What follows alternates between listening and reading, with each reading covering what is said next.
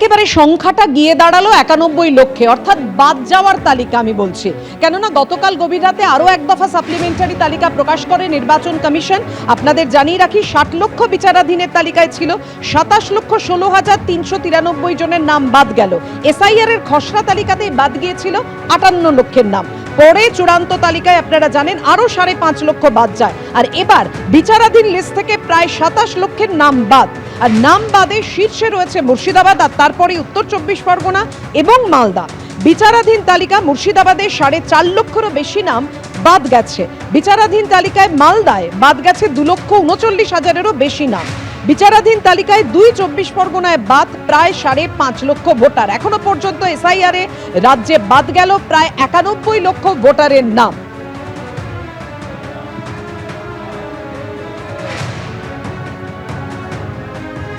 তামিলনাড়ুতেও vote রয়েছে, আপনারা জানেন। তামিলনাড়ুতে কিন্তু সংখ্যাটা 97 লক্ষ। এ রাজ্যে পশ্চিমবঙ্গে সংখ্যাটা 91 লক্ষতে গিয়ে দাঁড়িয়েছে।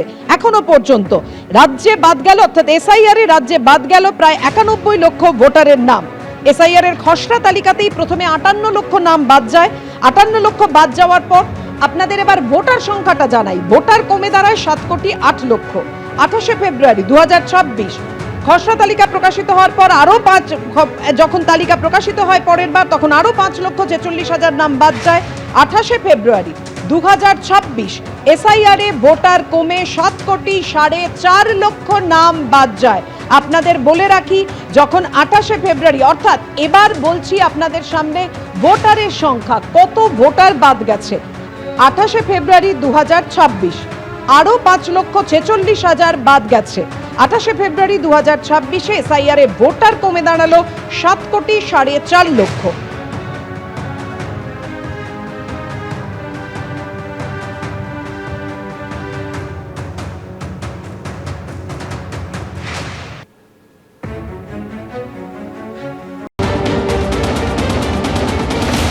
আমি কথা দিয়ে যাচ্ছি, একটা লোককেও বাংলা থেকে তাড়াতে দেব না। বিজেপির বড় বড় কথা, একদিকে নাম কাটছে, অন্যদিকে ভোট লুটছে। একদিকে নাম কাটছে, ওদিকে লক্ষ লক্ষ সেন্ট্রাল ফোর্স পাঠাচ্ছে। তাদের আমাদের খেতে দিতে হবে, আমাদের পড়তে দিতে হবে, আমাদের জায়গা দিতে হবে, এবং তারা এসে কি করবে? তারা বিজেপির হয়ে কাজ করবে। আর অনুপ্রবেশকারী কারা?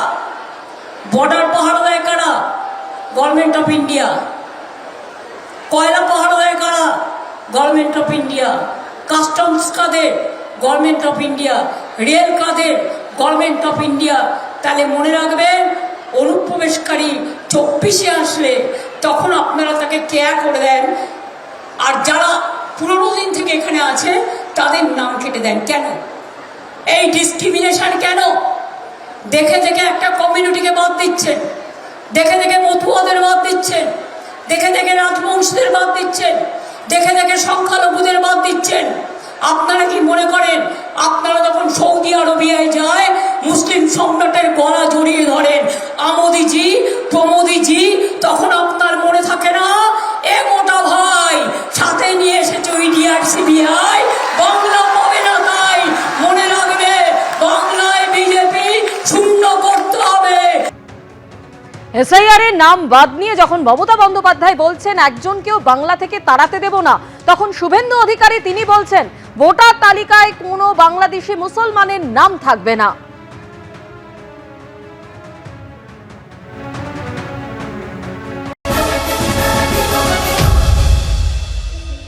গেল 27 লক্ষ, আগেই বাদ গেছিল 23 লক্ষ, এবার 63 লক্ষ, মোট 91 লক্ষ ভোটারের নাম সব মিলিয়ে বাদ পড়লো। এখনো 20 লক্ষ শুনানি কমপ্লিট হয়নি।